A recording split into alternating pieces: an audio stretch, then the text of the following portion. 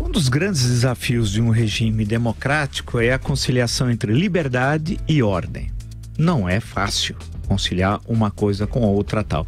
As democracias do Ocidente já consolidadas conseguiram fazer isso com muita eficácia e tem história, né? Poderíamos ficar aqui dissertando sobre o tema durante horas tal. No caso do Brasil, isso sempre foi uma dificuldade. Como conciliar as duas coisas?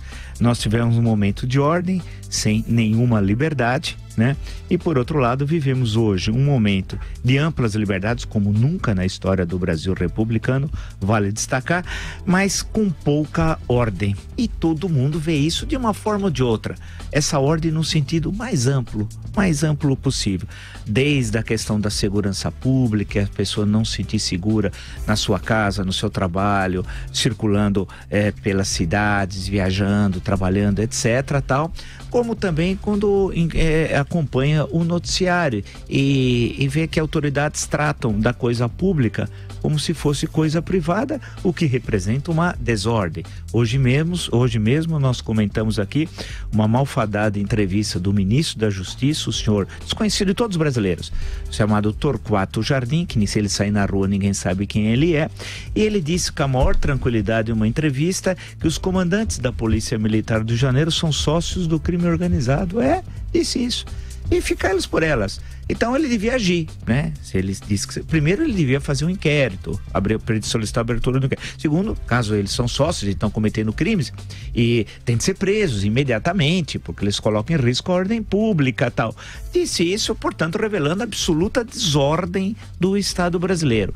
Também demos notícia de um deputado que teve um apaniguado, membro da sua quadrilha, que tinha sido designado pelo governo federal por um cargo em uma empresa estatal e agora em represália, porque esse deputado não votou a favor do governo na última votação no dia 25, ele foi demitido do cargo. Isso representa uma desordem, ou seja, há um entendimento, portanto, que a máquina pública passa a ser ocupada por apaniguados quadrilheiros que violam a lei sistematicamente, porque estão lá para cometer ilícitos. Ou seja, esses exemplos que eu estou dando, alguns são tantos, nós podemos ficar aqui horas. É como é que se concilia num regime democrático a ordem, o respeito à coisa pública, o que determina o capítulo do artigo 5º da Constituição brasileira, que todos são iguais perante a lei, né?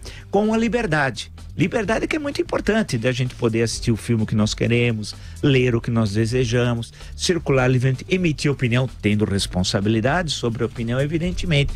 Essa é a grande questão que se coloca, porque muitos brasileiros estão querendo trocar uma coisa pela outra, como se fosse possível trocar a liberdade, né, de não ter mais liberdade para ter ordem. Muita gente fala isso de outras formas, não fala desse jeito que eu estou apresentando de forma crua, mas ao defender soluções extraconstitucionais, por exemplo, eles estão trocando uma coisa por outra.